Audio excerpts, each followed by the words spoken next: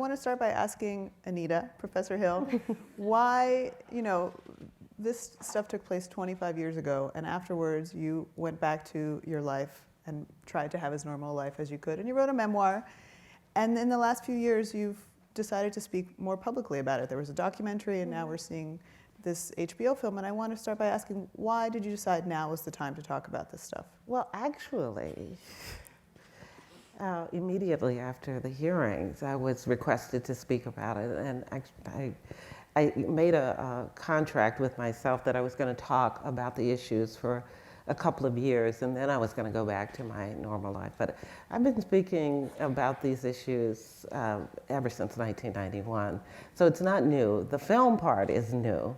But that's just because I understand that film is a great way to get messages out. One of the first times that I spoke with Professor Hill on the phone, she said to me, I just don't know if I want to go down this road. Like, I don't know if I want to talk about this and have to relive these feelings in this way again. And I said, sort of flippantly, because I was so passionate about being able to talk to you and having you feel comfortable with the conversation, I said, well, that's my job. My job is to feel it for you. Don't worry about it. You don't have to feel it. I'll feel it. And then, like, 2.5 years later, I found myself in Atlanta going, what was I thinking? This is the worst experience of my life. But I was very grateful to be able to feel it for you. Well, and I took you at your word, too. But it does come with some risks whenever the story gets told on this platform. But there are also great benefits. And because I'm on a college campus and I visit college campuses, I know some of the issues that will be coming up related to the film. We'll get a new audience, and we'll have new ways to talk and think about what's happening today. Kerry, what made you so passionate and dedicated about doing this project? Was it a story that struck you particularly when, I'm sure you watched the hearings when you were a kid, did you? I did. I mean, my dad is here tonight, and he's going to deny what I'm going to tell you. It is true. When I was growing up, I grew up in a really academic, my mom's a professor, so an academic household, and we were always talking about issues at the dinner table and with company, and everyone was generally on the same page all the time, whether it was issues of affirmative action or a woman's right to choose. I felt like normally I would just kind of watch my parents share ideology. And when the hearings unfolded, it was a very profound turning point for me, because I was listening and watching my father be pulled in the direction toward this African-American man who was having his career and his reputation slaughtered in front of this panel of white men. And I experienced his compassion, and I experienced my mother's compassion for this African-American woman, this professional woman who was coming forward and being re-victimized in her experience.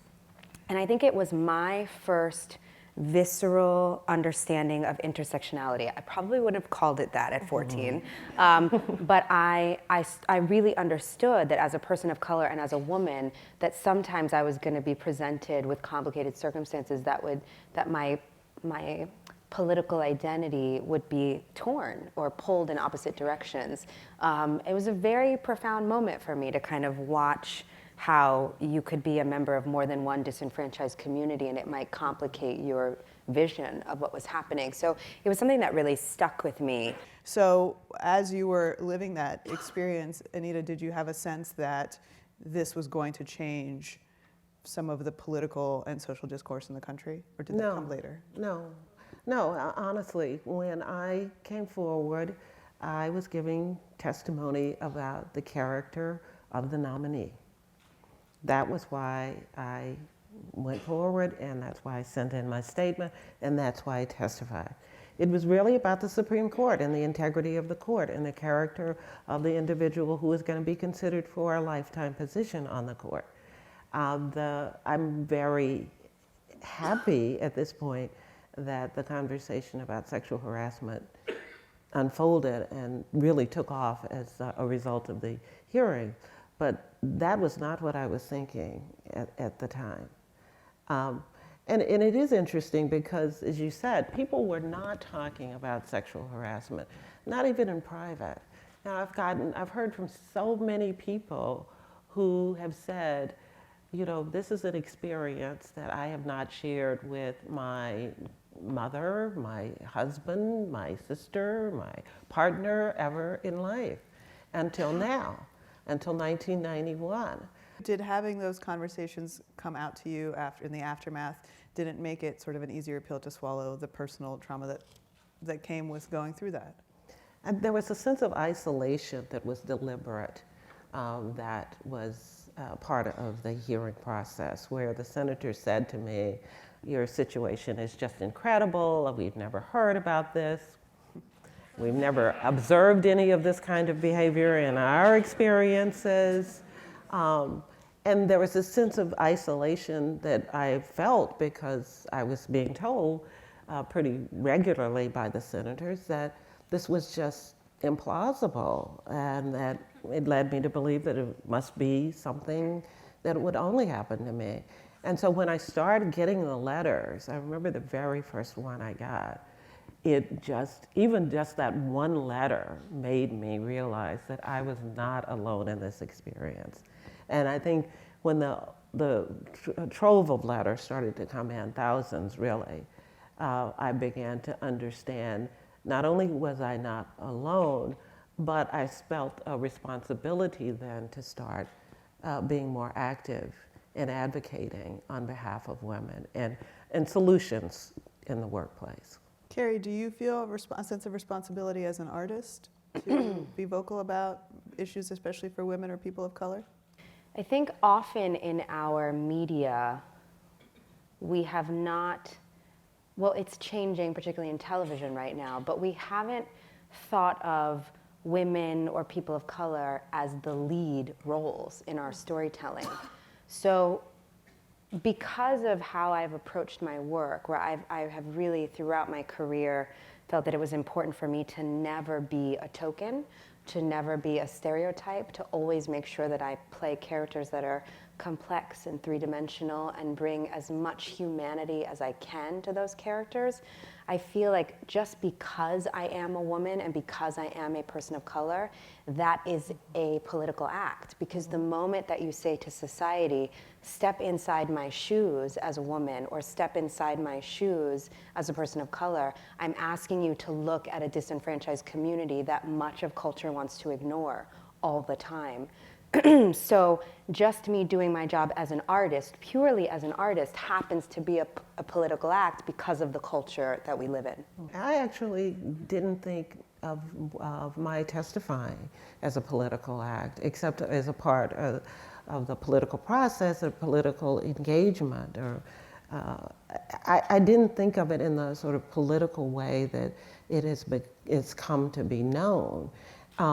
But in fact, as a woman talking about an issue that became divisive politically, it was a political act. And when you talk about, and when you approach subjects, even if you're trying to educate people about rights and equality, it becomes a political act.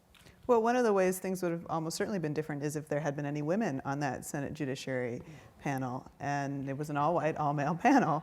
But the year after the hearings, or the next election after the hearings, there was a wave of women elected. There were 2 women in the Senate at the time, and now at the time there are 20, or now there are 20. I think 20 were. And also a woman was added to the Senate Judiciary Right. Committee. I mean, it really did. The optics alone of the country seeing this panel of all white men interrogating these 2 African Americans really had a profound impact, I think, because you know, the job of our Congress is to represent us. That's what a representational democracy is. And we were all confronted with the idea that it was not possible for this very non-inclusive group of people to represent the country that they were supposed to be representing.